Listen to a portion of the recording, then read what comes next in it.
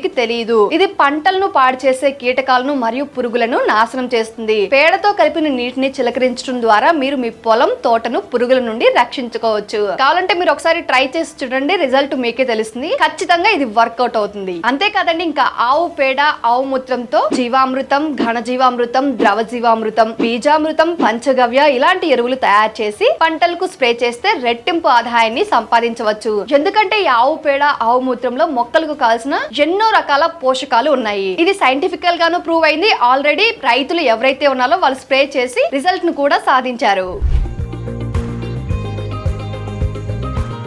ఇక రెండవది scientific reason. సాధారణంగా పల్లెటూరులో ఆవు పేడతో ఇంటి ముందు అలుకుతారు. ఇది మనందరం చూసే ఉంటాము. కానీ దీని వెనకాల ఉన్న సైంటిఫిక్ రీజన్ ఏంటో తెలుసా? చెప్తాను చూడండి. గుజరాత్ లోని సౌరాష్ట్ర యూనివర్సిటీ వారు చేసిన పరిశోధనలో తెలిసింది ఏంటంటే ఆవు పేడ ఇంటి యొక్క రేడియేషన్ ను తగ్గిస్తుంది.